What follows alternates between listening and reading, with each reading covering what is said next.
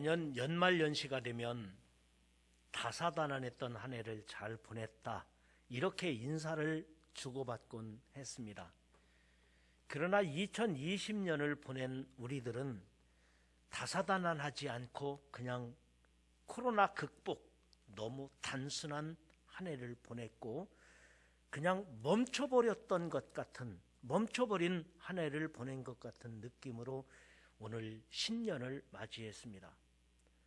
그러나 하나님의 은혜는 우리 가운데 충만해서, 그러나 하나님의 역사는 우리 가운데 역사하셔서 오늘 어김없이 2021년 새로운 한 해를 맞이했습니다. 그리고 우리 하나님께서 우리에게 말씀하셨습니다. 보라, 내가 새 일을 행하리니 이제 나타낼 것이라.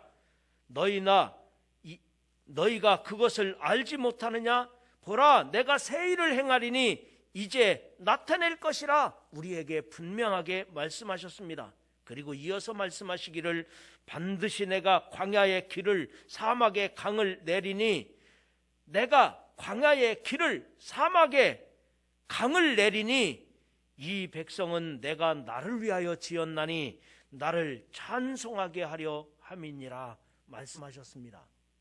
여러분, 우리는 분명히 하나님의 자녀요 구원받은 자로서 새로운 2021년을 맞이하게 됐는데, 우리가 새로운 2021년을 새롭게 출발해야 되는데 우리들이 정리하고 넘어가야 될, 우리들이 버리고 넘어가야 될, 우리들이 하나님 앞에 청산하고 새로운 날을 맞이해야 될 몇 가지가 있습니다. 첫 번째로 지금까지 모든 죄를 버리고 새로운 날을 맞이하시기 바랍니다. 여러분, 우리들 가운데 죄 없는 사람이 누가 있겠습니까? 사람은 이 세상에 살다 보면 크고 작은, 그리고 알게 모르게 지은 많은 죄가 있습니다. 예수 믿는 사람이나 믿지 않는 사람이나 하나님 앞에 나는 죄 없다고 말할 수 있는 사람이 있겠습니까? 다만 우리가 예수 믿는 사람은 회개한 영혼들, 회개해서 죄 없다 인정받은 사람들, 주음같이 붉을지라도 예수 그리스도의 이름으로 회개한 사람은 흰눈같이 죄 없이 되어 구원받은 사람들이 예수 믿는 사람들이고, 그리고 회개하지 않은 사람들은 그냥 죄를 그대로 가지고 있는 것, 그 차이가 있을 것입니다. 나의 죄를 용서하기 위하여 예수님께서 십자가에서 죽으셨으니 우리들이 예수 그리스도의 이름으로, 예수 그리스도의 공로로 우리가 죄 사함을 받고 그리고 구원받은 하나님의 사람으로서 새로운 날을 맞이할 수 있기를, 그래서 여러분, 죄를 가지고 끝까지 가지 마시고 죄는 예수님의 이름으로 십자가 그늘 아래 내려놓으시고 이제는 예수님의 이름으로 회개하고 버리시고 새로운 날을 맞이하기를 주의 이름으로 축원합니다. 그 다음에 두 번째로 우리가 버려야 할 것이 있습니다. 실수를 교훈으로 삼고 잊어버립시다. 살면서 실수 없는 사람이 어디 있겠습니까? 이 죄악된 세상에서 살다 보면 이때도 실수, 저때도 실수, 그리고 다른 사람을 보면 저 사람이 실수하는구나, 수없이 많은 사람들이 실수하며 연속적으로 살아가고 있는 것입니다. 그래서 실수를 잊어버리자는 말은 아니라 우리가 교훈으로 삼고 잊어버리자는 것입니다. 실수한 것을, 다른 사람의 실수도 교훈으로 삼고 버리고 내일을 향하여 나아가야 되는 것입니다. 성경에 보면 야곱이라는 사람도 이스라엘이 됐죠. 야곱도 수많은 실수가 있습니다. 다윗도 실수한 사람이었습니다. 베드로의 경우에도 예수님의 제자였지만 실수가 얼마나 많습니까? 그럼에도 불구하고 그들이 새로운 미래를 향하여 출발했던 것은, 새로운 내일의 역사를 써갔던 것은 그들이 실수를 교훈으로 삼고 실수를 버렸기 때문입니다. 여러분, 지난날의 나의 실수, 다른 사람의 실수 오래도록 간직하지 마시고 교훈으로 삼고, 모든 실수는 나에게서 멀어질지어다, 모든 실수는 나에게서 반복되지 않을지어다, 여러분, 실수한 사람도 용서하시고 나의 실수도 버리고 새 날을 열어가시기를 주의 이름으로 축원합니다. 그 다음에 세 번째로 우리가 버려야 될 것이 있다면 나의 자랑이나 나의 공로를 버려야 합니다. 여러분들은 훌륭하신 분들입니다. 예수 믿고 구원받았으니 그보다 더 훌륭한 일이 어디 있겠습니까? 여러분들은 성실하신 분이고 훌륭하신 분이고 아름다운 분들이십니다.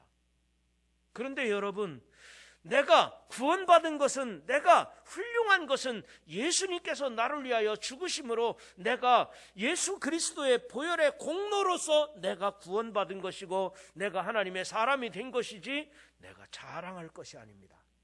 다만 감사할 뿐입니다.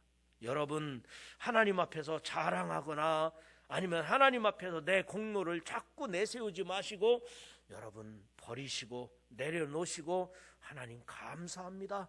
내가 구원받은 것 내 공로가 아니라 주님의 은혜였습니다. 이렇게 고백할 수 있기를 바랍니다.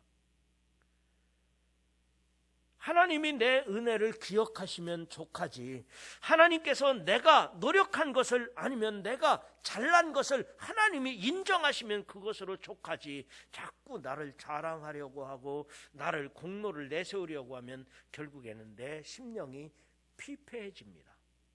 그래서 새로운 2021년을 살아가는 여러분, 내 공로, 내 자랑 예수님의 이름으로 물러갈지어다.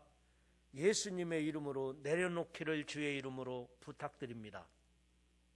마지막 네 번째로는 원통함이나 억울한 일이 있어도 잊어버리시기 바랍니다. 사람이 살다 보면 원통하고 억울한 일이 많이 있습니다. 여러분, 억울한 일 당하셨죠? 사람이 살다 보면 서운한 일도 많고 섭섭한 일도 있습니다. 여러분, 서운했을 때가 너무 많았을 거예요. 그뿐입니까? 슬픈 일도 있습니다.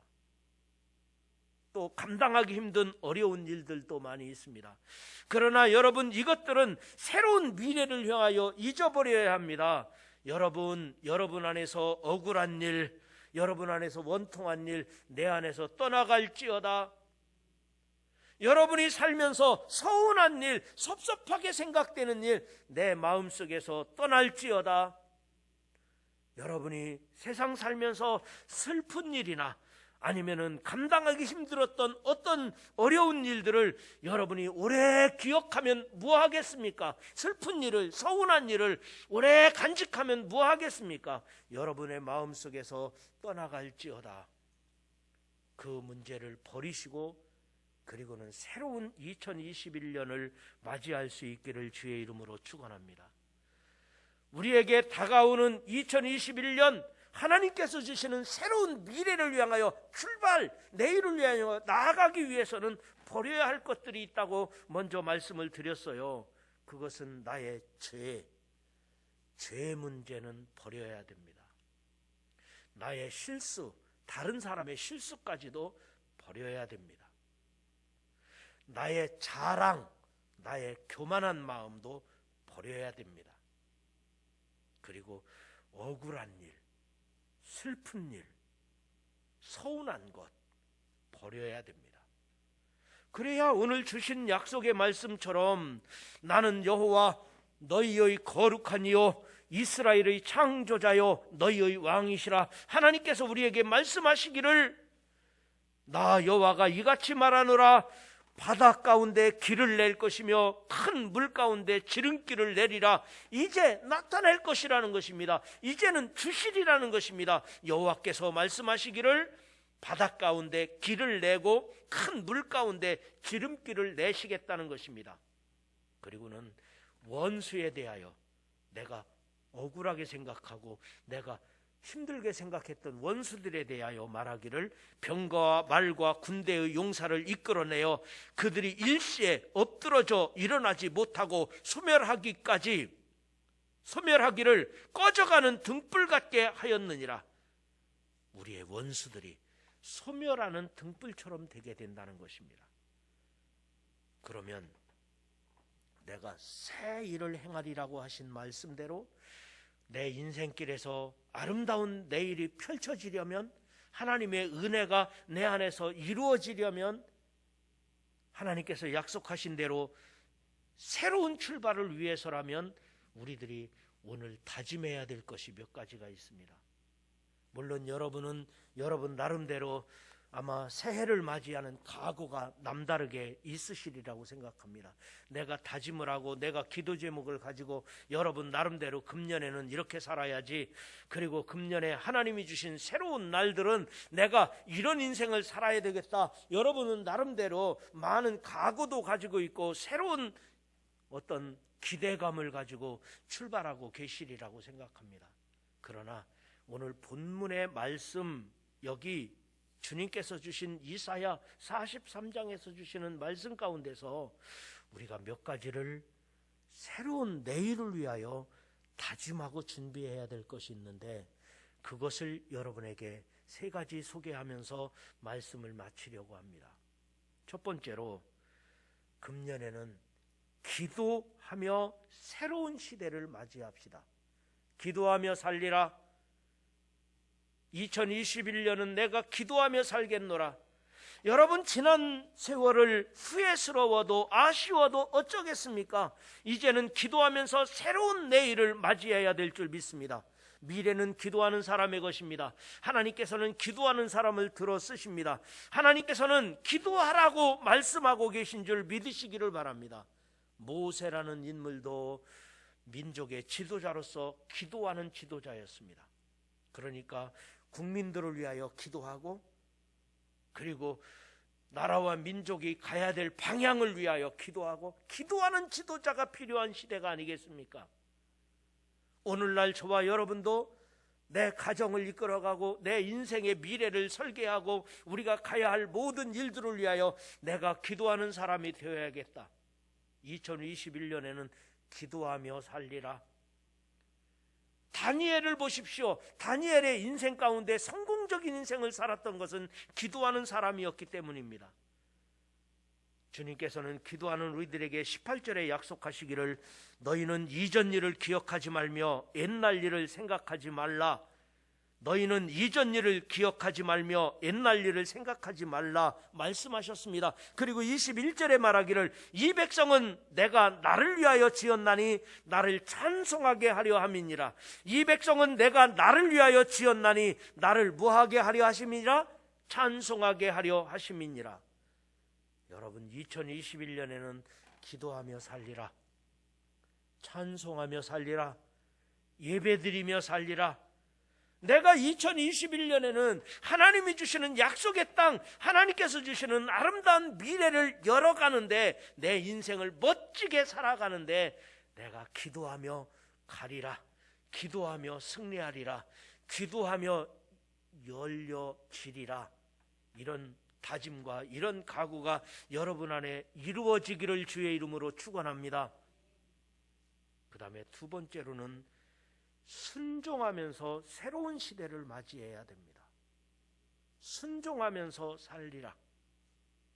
여러분, 하나님의 말씀이 내 인생의 기준이 되는 것입니다. 내 인생의 이정표가 되는 것입니다. 하나님의 말씀은 내 인생의 지름길이 될 수도 있는 것입니다.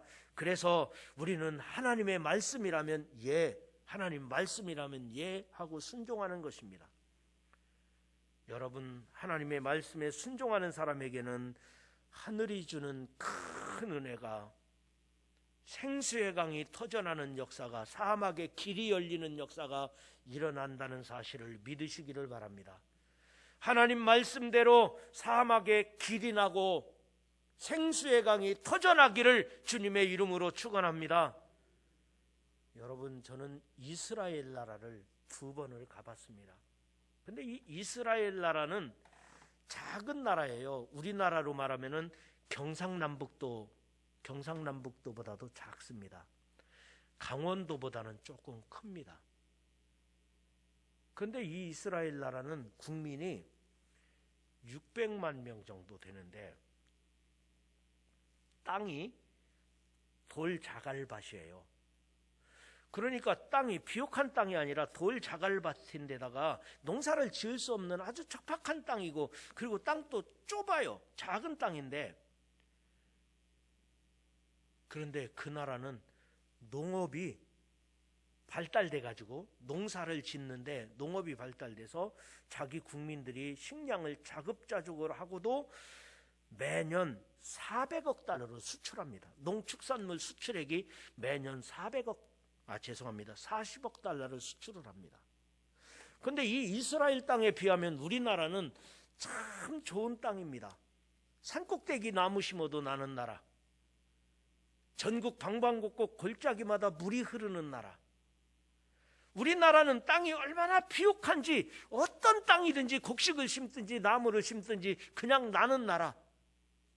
거기에다도 땅덩어리가 우리는 작다고 하는데, 사실 남북한 합치면요, 세계적으로 우리나라가 작은 나라가 아니에요. 우리나라가 대단한 나라예요. 참 좋은 나라, 거기에다 땅이 비옥한 나라. 그런데 우리나라는 식량이 자급자족이 될까요? 안 될까요? 우리나라 농축산물을 다 수입해다 먹어요. 1년에 300억 달러를 수입해서 먹는 나라입니다.